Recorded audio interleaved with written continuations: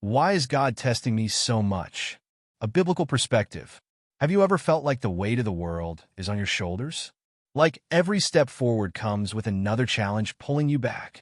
If you've ever asked, why is God testing me so much? Stay with me. By the end of this video, you'll discover what the Bible says about trials, why God allows them, and how they could be part of His greater plan for your life. Introduction. Tests and trials are a reality of life, but they can feel overwhelming, especially when it seems like they're never-ending. As Christians, we're not strangers to these struggles.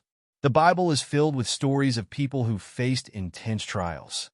Abraham, Joseph, Job, and even Jesus himself. But here's the key. Trials are not signs of God abandoning us. Instead, they may be evidence of His deeper work in our lives. 1.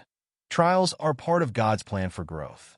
First, let's explore James 1 verses 2 to 4. It says, "Consider it pure joy, my brothers and sisters, whenever you face trials of many kinds, because you know that the testing of your faith produces perseverance. Let perseverance finish its work, so that you may be mature and complete, not lacking anything." This passage reminds us that God doesn't test us to destroy us, but to grow us. Just like gold is refined in fire, God uses tests to refine our character and deepen our faith. Think about it. How can we learn perseverance if we're never challenged? How can we develop trust if everything always goes according to our plans? But here's a thought that might surprise you. What if the test you're going through right now isn't about what you're losing, but about what God is building in you? Stay tuned as we dive deeper into this idea.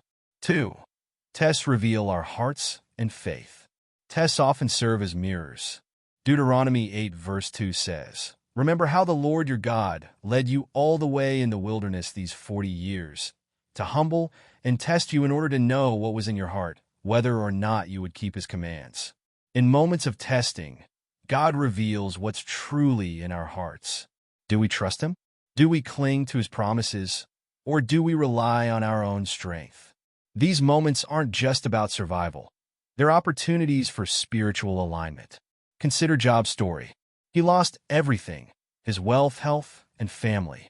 Yet Job declared in Job 13 verse 15, "Though He slay me, yet will I hope in Him." Job's unwavering faith became a testimony of trust in God's sovereignty. 3. God's tests lead to greater blessings. Here's the good news. God's tests often precede His blessings. Look at Abraham in Genesis 22. God asked him to sacrifice Isaac, his promised son. It was a heart-wrenching test, but Abraham obeyed. At the last moment, God provided a ram as a substitute and said in verse 18, "Through your offspring all nations on earth will be blessed, because you have obeyed me." Abraham's faith opened the door to unimaginable blessings, not just for him, but for generations to come. Could it be that your obedience during this test is paving the way for blessings you can't yet see? But what about when the test feels unbearable? When you're praying and still not seeing answers? We'll tackle that next. 4. God is present in the test. Here's a truth to hold on to. God doesn't abandon you in the test.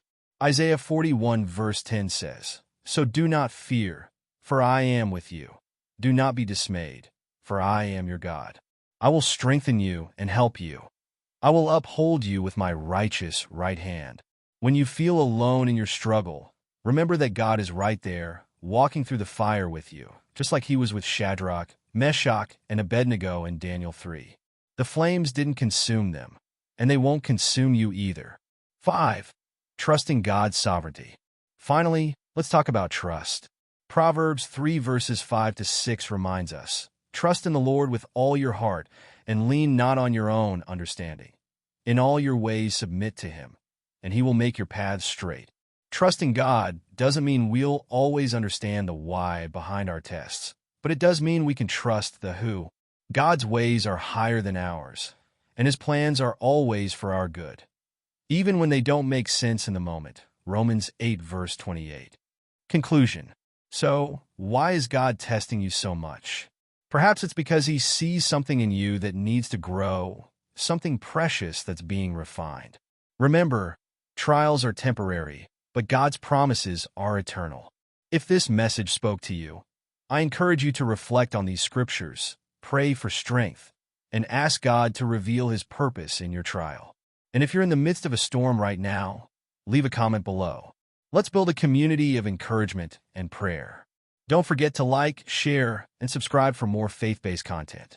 Together, we can navigate life's trials with hope and confidence in God's unfailing love. See you next time. And remember, tests don't define your faith. How you respond to them does. Keep trusting, keep believing, and watch what God will do.